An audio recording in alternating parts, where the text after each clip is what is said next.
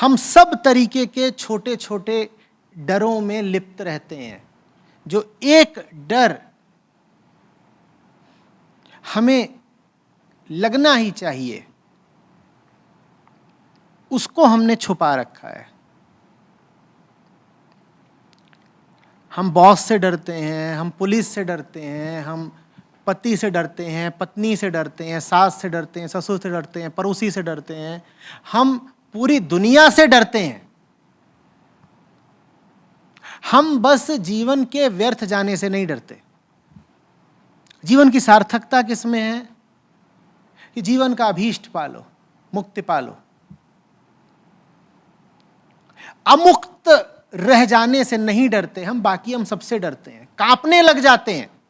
जरा जरा सी बातें हमें कपा ले जाती हैं, और जो एक अति भयावह घटना हमारे साथ रोज घट रही है, उससे हमारे कानों पर जूं नहीं रेंगती।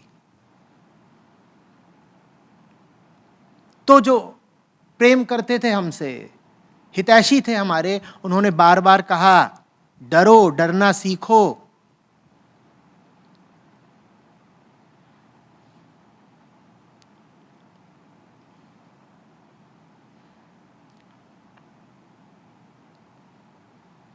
कबीर साहब के पास जाओगे, वो कहेंगे, भय पारस है जीव को।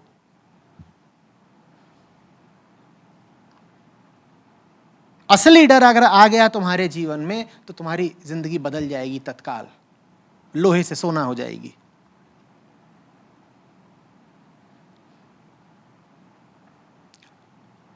और असली डर अगर जीवन में आ गया, तो चमत्कार ये होगा कि ये सब जो छोटे छोटे क्षुद्र डर हैं, ये विदा हो जाएंगे। फिर दुनिया से डरना छोड़ दोगे।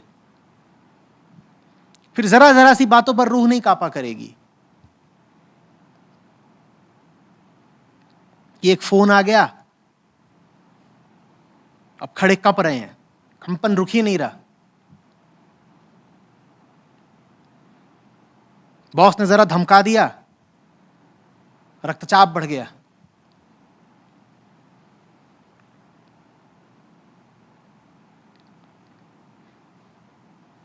बच्चे के नंबर कम आ गए,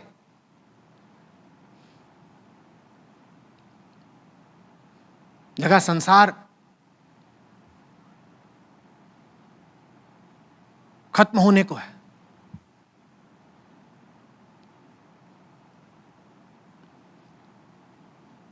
रुपए पैसे को लेकर के कुछ ऊंच नीच हो गई, रात की नींद उड़ गई।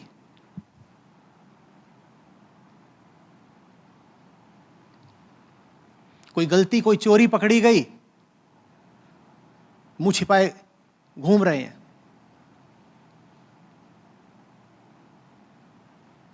ये सब उन्हीं के साथ होता है जिन्हें असली डर नहीं लगता। जीव हैं हम, इंसान पैदा हुए हैं। जीव का अर्थ ही है वो जो डरा हुआ है। तो कोई ये तो कहे ही नहीं कि मैं भयमुक्त हूं, मैं निर्भय हूं। डरना तो तुम्हें पड़ेगा। अब ये चुन लो किससे डरना है। या तो दुनिया के सब मच्छर मक्खियों और क्षुद्रताओं से डर लो,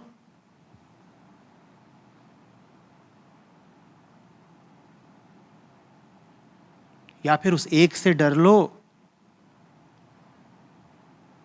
जिससे डरकर उसको पा ही लोगे।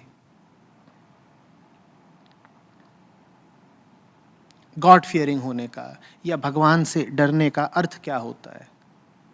अर्थ होता है कि मुझे बहुत लगता है इस बात से कि कहीं वो मुझे मिले ना।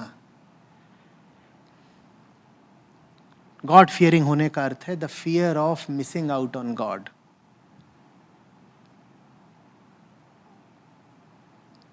भगवान से डर नहीं लगता, भगवान से दूरी से डर लगता है।